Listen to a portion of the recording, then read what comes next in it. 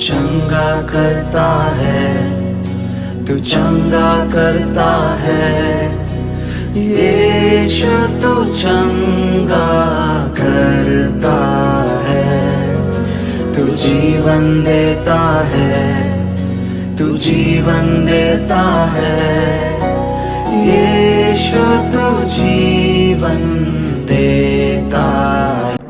तो आइए प्रिय, अभी हम वचन में जाएंगे। आज का मेरा पहला विषय है कि परिपक्वता।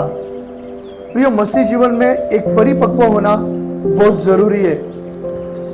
हम जैसे जैसे वचन में बढ़ेंगे वैसे वैसे हम और विषय को देखेंगे।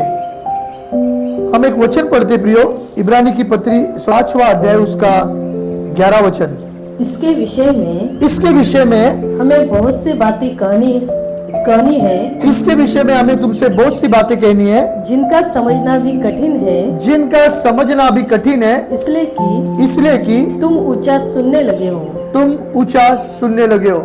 यहाँ पर परमेश्वर का वचन कहता है कि इन बातों का समझना अब तुम्हारे लिए कठिन होगा क्योंकि तुम ऊंचा सुनने लगे हो। यहाँ पर पौलुस एक ग्रुप को या एक झुंड को या उसके साथ चेले काम करने वाले, उन्हें वो कुछ वचनों के विशेषता गंभीरता के बारे में बताने की कोशिश कर रहा है। और वो कह रहा है कि ये बातें अभी आपको समझ में नहीं आ रही है क्योंकि तुम अब ऊंचा सुनने लगे हो। वो चाहता है कि उसके प्रजा के लोग, उसके संगति के लोग वचन को सीख जाए और वचन को समझ जाए। तो प्रिय, पौलुस यहाँ के लोगों को अपने आप को तैयार करने के लिए बता रहा है कि अब ये बातें आपको समझ में नहीं आएगी। प्रिय, परिपक्व होना मसीह जीवन में बहुत जरूरी है। जैसे कि हम देखते हैं कि परिवार में अगर पिताजी परिपक्व नहीं होंगे तो बच्चों का वो पालन पोषण नहीं कर पाएंगे, या उसकी पत्नी परिपक्व नहीं होगा तो बच्चों का वो ठीक रीति से मार्गदर्शन नहीं कर पाएगी, मसीहत में उसे बढ़ा नहीं पाएगी। इसलिए परिपक्व होना बहुत जरूरी है। केवल मसीह जीवन में नहीं, पर हमारे दिनचर्या की बातों में भी हमें परिपक्व होने की जरूरत होती है। एक राष्ट्र, एक देश परिपक्व होना चाहिए। हम देखते हैं प्रियो कि आज से लगभग 100 साल पहले जब वर्ल्ड वॉर 2 हुआ था, या वर्ल्ड वॉर 2 50, 60, 70 साल जो हो चुके, तो उस साल में हम देखते हैं कि जर्मनी के द्वारा काफी देशों का निषेध किया गया, काफी देशों पर उनके द्वारा बमबारी की गई, और जर्मनी एक सामर्थ्य से एक परिपक्व देश होकर बढ़ता रहा।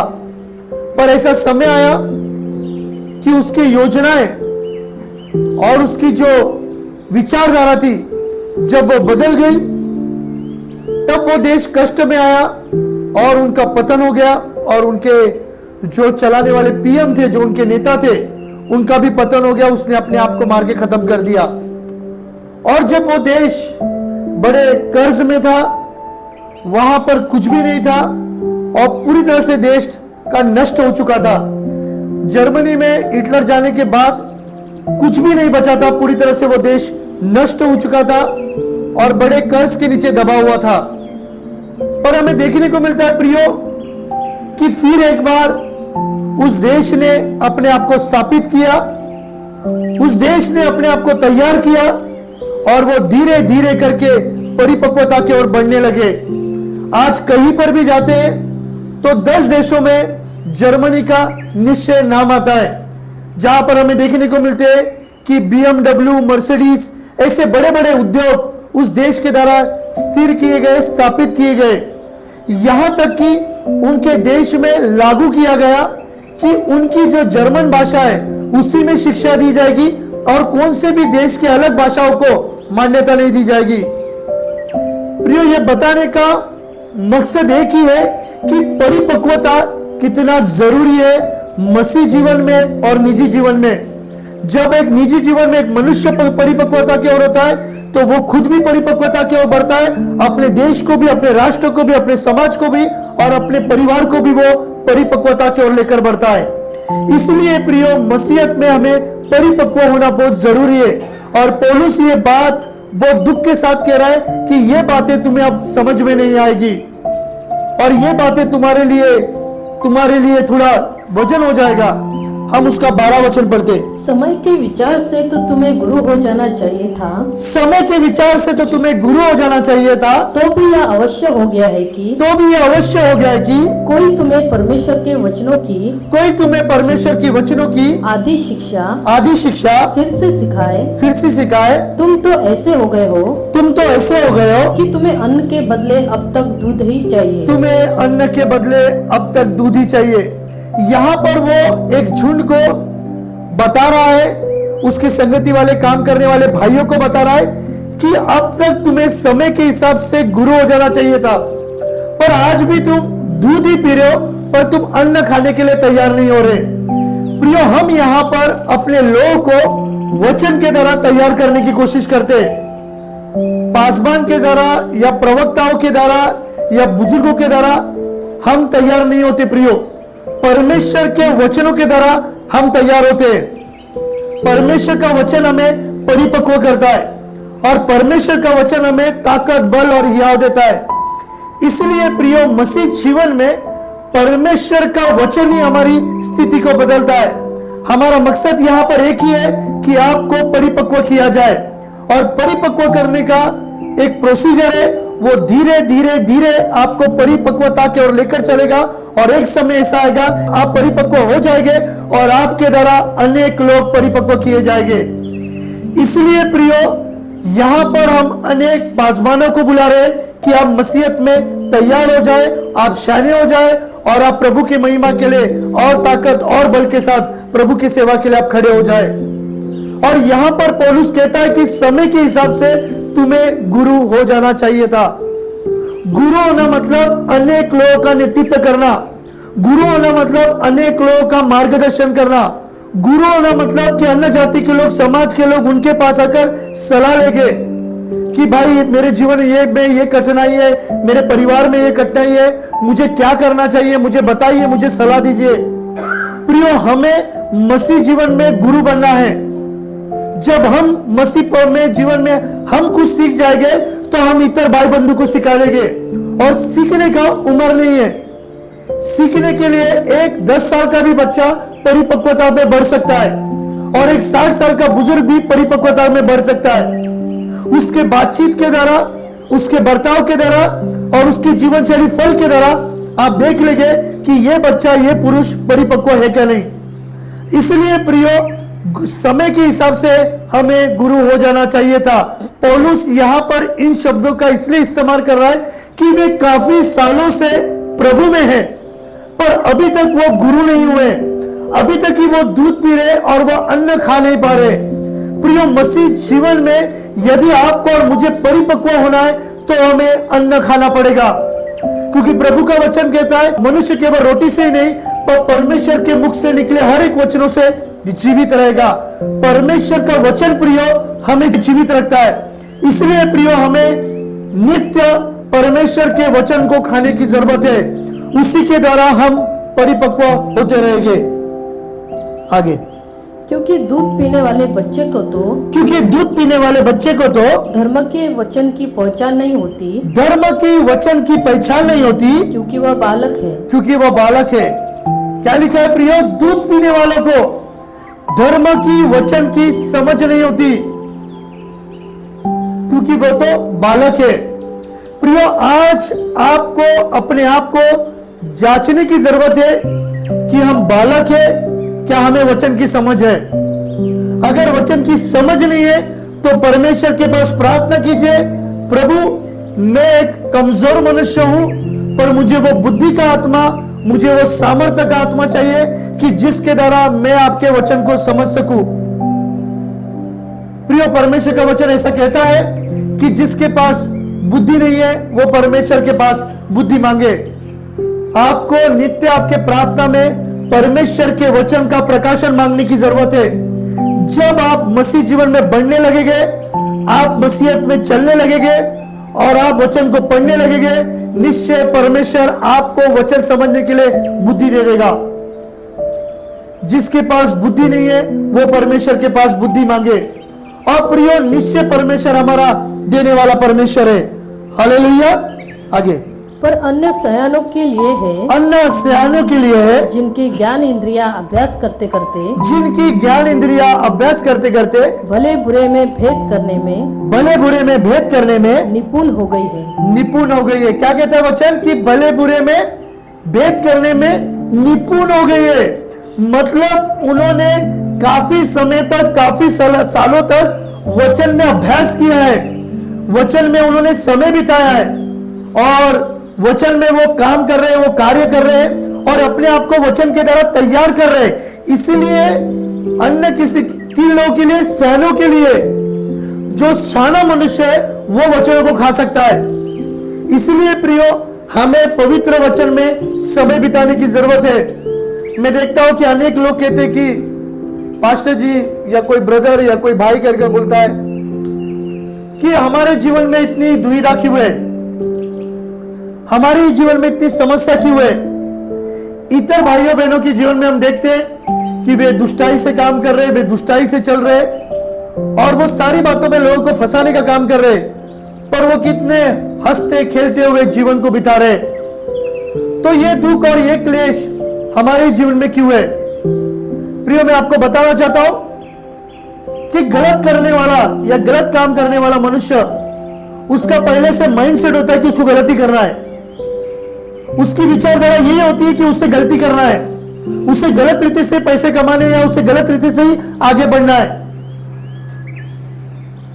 और जो मनुष्य पहले रीति से ठान लेता है वो कि उसे गलती करना है, तो वो गलत करके निश्चय धन लाभ कर सकता है या अपने आप को सुख विलास में रह सकता है, पर उसे यह बात नहीं पता है कि वो परमेश्वर के राज्य में प्रवेश नहीं कर पाएगा और वो मौका और वो संधि उसके पास नहीं है जो हमारे पास है। हालेलुया। ये 70 या 80 साल का साल वो सुख विलास से निश्चय बिता लेगा प्रियो, पर परमेश्वर के राज्य में उसका प्रवेश नहीं हो पाएगा। हमें यह समझना है प्रियो कि लोगों ने शान शौकत के साथ वो समय बिता रहे, उनके जीवन में कुछ कष्ट नहीं है, उनका जीवन पूरी तरह से चालबाज का जीवन है या फंसाने का जीवन है, तो भी वो बहुत अच्छी रीति से जीवन बिता रहे। इसका मतलब यह नहीं है प्रियो कि वो अपनी जीवन शैली में सफल है। सफल वही है जो परमेश्वर के वचन को जानता है, उसमें चलता है, उसे समझता है, वो मनुष्य प्रियो सफल है। और मैंने देखा है कि अनेक लोग मसीहत में चलने वाले, मसीह का भय मानने वाले, मसीहत के वचन में समय बिताने वाले, वे ऐसे बड़ी संख्या में लोग सफल होते हैं प्रियो, और वो सफलता का जीवन बिता रहे। केवल वो लोग ही नहीं है सफल है, पर उनके द्वारा अनेक मसीह में चलने वाले वे लोग भी सफल है प्रियो। इसलिए प्रियो, परिपक्वता की ओर हमें बढ़ना है और परिपक्वता की ओर बढ़ने से पहले हमें परिपक्वता को सीखना भी पड़ेगा, अनुभव के द्वारा, समय बिताने के द्वारा वचन में। तो निश्चय प्रियो परमेश्वर हमारी अगुवाई करेगा। हे पितरों, मैंने तुम्हें इसलिए लिखा है कि जो आदि से है, हे पितरों, मैंने तुम्हें ये इसलिए लिखा है जो आदि से है, तुम उसे जान गए हो।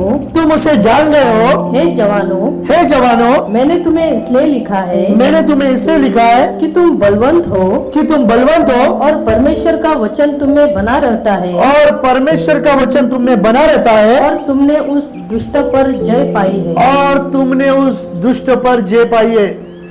यहाँ पर यूहन्ना दो लोगों के बारे में लिख रहा है। एक लिख रहा है बुजुर्गों के बारे में, और उन्हें वो क्या कहता है हम फिर एक बार पढ़ेंगे। हे पितरों, हे पितरों, मैंने तुम्हें इसलिए लिखा है, मैंने तुम्हें इसलिए लिखा है कि जो आदि से है, जो आदि से है, तुम उसे जान गए हो। तुम उसे जान गए हो। हे जवानों, हे जवानों। बस प्रिय, यहाँ पर पितरों के बारे में बताया जा रहा है कि तुम उसे जान गए हो। यहाँ पर वो बता रहे कि हे पितरों, तुम उसे जान गए हो। मतलब ये जो बुजुर्ग है, ये परमेश्वर के वचन को जानने वाले हैं, ये परमेश्वर के वचन में चलने वाले हैं। प्रियो, हमें भी परमेश्वर के वचन में चलने वाला होना चाहिए और परमेश्वर के वचन को जानने वाला होना चाहिए। और ये जो समूह है बुजुर्गों का, ये परिपक्वता में चलने वाले लोग हैं। इसलिए कहता है कि हे पितरों, तुम परमेश्वर को जानते हो। हालेलुया। आज प्रियो, हमें भी परमेश्वर को जानना है। हमारे बारे में लोग गवाही देना है कि परमेश्वर के दास दासी मैं तुम्हें कितने सालों से जानता हूं कि मसीह में आपकी आत्मिक उन्नति हो रही है। यह हमारे लिए बहुत गवाही की बात होती है, यह हमारे लिए बहुत आशीष की बात होती है कि जब हम एक दूसरे के लिए गवाही देते हैं। हालेलुया। प्रियो, परमेश्वर का वचन हमसे बातें करता है और यहीं पर हमें देखने को मिलता है कि यूहन्ना कहता है कि हे बुजुर्गों, हे वहां के बुजुर्गों, कि तुम परमेश्वर को जानते हो। आगे, हे जवानों, हे जवानों, मैंने तुम्हें इसलिए लिखा है मैंने तुम्हें इससे लिखा है कि तुम बलवंत हो, कि तुम बलवंत हो और परमेश्वर का वचन तुम में बना रहता है। हे जवानों, मैं ये तुम्हें इससे लिख रहा हूं कि तुम बलवंत हो और परमेश्वर का वचन तुम में बना रहता है। हालेलुया। परमेश्वर का वचन तुम में बना रहता है। यहां पर बैठा हुआ हर एक भाई में परमेश्वर का वचन बना रहता है। जब हम इन वचनों को सुनते हैं प्रियो, वचन हमारे जीवन में काम करता है और वचन हमारे जीवन में बना रहता है।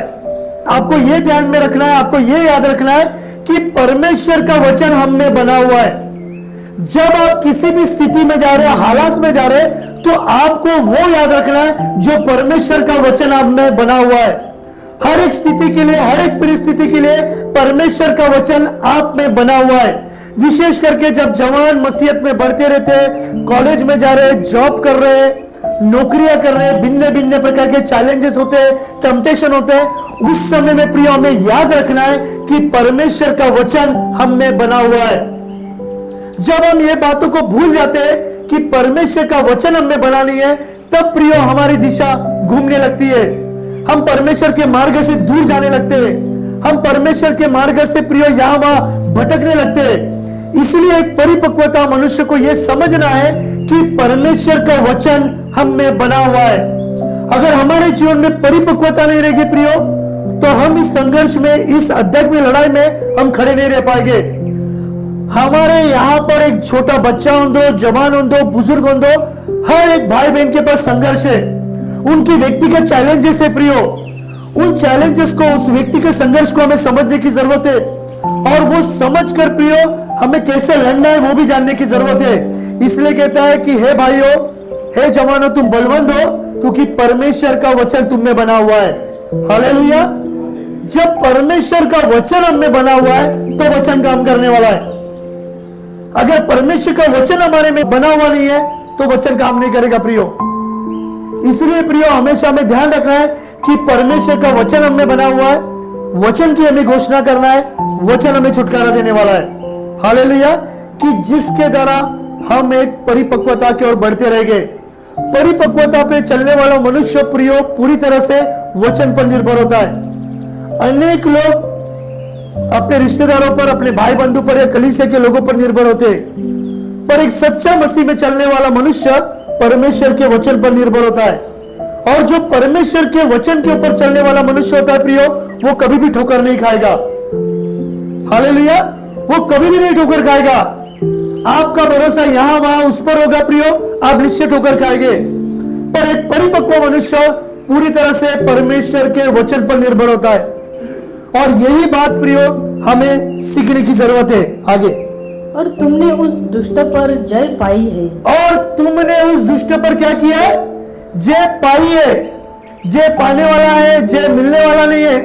ऐसा नहीं कहा है जय मिलने वाला है या जय पाने वाला है। जय ऑलरेडी क्या किया है? तुमने दुष्ट पर पाया है, पा लिया है। कैसे पा लिया है? क्योंकि हमारे पास परमेश्वर का वचन है। एक परिपक्वता पे चलने वाला मनुष्य, एक परिपक्व मनुष्य के पास परमेश्वर का वचन होता है और उसने उस शत्रु पर विजय प्राप्त कर लिया है। उसे विजय मिला नहीं है, उसने विजय क्या कर लिया है? प्राप्त कर लिया है। यह प्रिय एक परिपक्वता का मनुष्य का चिन्ह है। मेरी परिस्थिति ये है, मुझे ये दिखाई दे रहा है, मेरे जीवन में ये हो रहा है, मेरे जीवन में ये संघर्ष है, ये सारे बातें होती रहेगी, पर परमेश्वर का वचन कहता है कि मैंने हर एक प्रकार की शत्रु की सत्ता पर जय पाया है। हालेलुया। परमेश्वर ने सारे लोगों को मेरे हाथों में दे दिया है। परमेश्वर ने मुझे सिर बनाया है पर पूंछ नहीं होने दिया है। परमेश्वर ने मेरे द्वारा सामर्थ्य के काम किया है, क्योंकि प्रभु मेरे साथ चलता है, प्रभु मेरे संग संग रहता है। मेरे हर एक प्रकार के उतार चढ़ाव में प्रभु का वचन मेरे अंदर है। प्रियो, ये बातों को जब हम समझ लेंगे प्रियो, हमारी आध्यात्मिक लड़ाई और आसान हो जाएगी। जब हम इन बातों को समझ नहीं पाते प्रियो, हमारे विचार, हमारी सोच यहां वहां भागती रहती है और स्थिति और खराब होती रहती है। हालेलुया। पहला कोरिन्थियन उसका 13वां अध्याय उसका 11वां वचन। जब मैं बालक था तो मैं बालकों के समान बोलता था। जब मैं बालक था और मैं बालकों के समान बोलता था। बालकों का सा मन था। बालकों का सा मन था। बालकों की सी समझ थी। और बालकों की सी समझ थी। परंतु जब सियाना हो गया तो बालकों की बातें छोड़ दी। बालकों की बातें छोड़ दी। हालेलुया। पौलुस यहाँ पर क्या बता रहा है? जब मैं बच्चा था तो बच्चा जैसा बात करता था, बच्चा जैसा चलता था, बच्चा जैसा मेरा पहनावा था, सब कुछ बातें बच्चे जैसा था। पर जब मैं जवान हो गया, जब मैं शाना हो गया, तो मैंने बालक जैसी बातें छोड़ दी। हालेलुया। प्रियो, हमें भी समझना है, ये किसी भी रीति से एक छोटे बच्चे के व्यवहार के बारे में नहीं बताया जा रहा है। ये एक आध्यात्मिक मनुष्य को मसीह जीवन में कैसा परिपक्व होना है उस बारे में बताया जा रहा है। एक मसीहत में उसे कैसे बढ़ना है, एक मसीहत में उसे कैसे दिनचर्या बिताना है, एक मसीह में उसे कैसे बढ़ना है, इस बारे में यहाँ पर पौलुस बता रहा है। आज हमें अपने आप को जांचना है कि आज हम मसीहत में एक छोटे बच्चे समान है, क्या एक परिपक्व मनुष्य के समान चल रहे हैं। और पौलुस इस प्रकार की बातों को बार बार अपने झुंड के बीच में बता रहा है या प्रज्वलित कर रहा है कि वो सीख जाए कि अब वो जवान हो चुके हैं। अगर एक जवान बच्चा प्रार्थना ही नहीं कर रहा और वो जवान हो गए, वो संडे स्कूल में था तो प्रार्थना करता था, संडे स्कूल में सीखा हुआ था, पर अब भी वो संडे स्कूल के समान है। अरे प्रार्थना कर, अरे वचन पढ़, अरे थोड़ा देर उपवास कर, अरे एक दिन तो भी उपवास में था, मतलब वो अभी तक अन्न नहीं खा सकता, वो दूध पीने वाला है। अगर वही स्थिति आज मेरी और आपकी है तो हमारे लिए प्रियो ये बातें सही नहीं है। अब हम जवान हो चुके हैं और जवानों की तरह हमें बर्ताव करना है, बातचीत करना है कि हम समाज में एक परिपक्व मनुष्य हो और हमारे द्वारा अनेक लोगों को मसीह का वचन प्राप्त हो। एक और एक वचन पढ़ते हम, पहला कोरिन्थियन 14 अध्याय 20वां वचन हम पढ़ेंगे। हे भाइयों, तुम समझ में बालक न बनो। हे भाइयों, तुम समझ में बालक न बनो। बुराई में तो बालक रहो। बुराइयों में तो बालक रहो। परंतु समझ में सियाने बनो। परंतु समझ में सियाने बनो। हालेलुया। प्रभु चाहता है कि हमारे लोग बुराई में बालक बने रहे। एक बच्चा किस रीति से अपराध करता है उसे समझ नहीं आता क्योंकि वह एक छोटा बच्चा है। और यही पौलुस यहाँ पर कहना चाहता है कि हम बुराई में एक बालक के समान हो कि हो गया गलती से, हम पश्चाताप करेंगे, हम क्षमा मांगेंगे। पर प्रियो, पौलुस कहता है कि हम शाने बन जाए, हम बुद्धिमान बन जाए, हम समय के हिसाब से अन्न खाने वाले हो जाए, हम समय के हिसाब से गुरु बन जाए। अगर एक कलीसिया में आने वाला मनुष्य, कितने सालों से आने वाला मनुष्य आज भी अपने आप को शाना नहीं कर रहा, तो यह बड़ी दुख की बात है उसके लिए, उसके परिवार के लिए और आने वाली उसकी पीढ़ी के लिए। प्रियो, यह आध्यात्मिक लड़ाई है और इसमें शाना बनने की बहुत जरूरत है, बुद्धिमान बनने की बहुत जरूरत है। नहीं तो वो हम आध्यात्मिक लड़ाई प्रियो लड़ नहीं पाएंगे। हमारे जीवन में छोटी छोटी बातें हो जाती है, हम संघर्ष में गिर जाते हैं, हम चैलेंजेस में पड़ जाते हैं। हम शाना न होने के कारण हम एक दूसरे से बातचीत करना छोड़ देते हैं। एक शाना मनुष्य किसी भी प्रकार का अनबन होता है या कुछ भी होता है, वो जाकर उस बारे में चर्चा करता है और उस बातों को मिटा देता है। पर जो मनुष्य अभी तक दूध पी रहा है, उन बातों को लेकर वो लड़ता रहता है। छोटा बच्चा देखिए, किसी से लड़ता है तो वो लड़ाई को निरंतर चालू रखता है। मुझे ये नहीं दिया, मुझे वो नहीं दिया, मुझे ऐसा बोला, मुझे ऐसा बोला, क्योंकि वो एक बालक है। हमारे कलीसिया में भी कभी कभी ऐसे लोग होते हैं, वे बालक के समान बर्ताव करते हैं। किसी ने कुछ बोल दिया तो कलीसिया में आना बंद कर देंगे, किसी ने कुछ बोल दिया तो प्रेजोर्ट करना बंद कर देंगे। आज हमें अपने आप की जांच करने की जरूरत है। क्या हम एक बालक के समान जीवन बिता रहे क्या हम मसीहत में शाने हो चुके, या हम अन्न खाने वाले हो गए? यह हमें व्यक्तिगत रीति से प्रियो समझने की जरूरत है। जब हम इन बातों को समझ लेंगे प्रियो, एक बड़ी रीति से, एक सामर्थ्य रीति से परमेश्वर हमारा इस्तेमाल करेगा। हमें अपने पाप में एक बालक जैसा रहना है, पर इतर कामों में प्रियो हमें शाना जैसा रहना है, कि परमेश्वर की महिमा हमारे द्वारा होती रहे।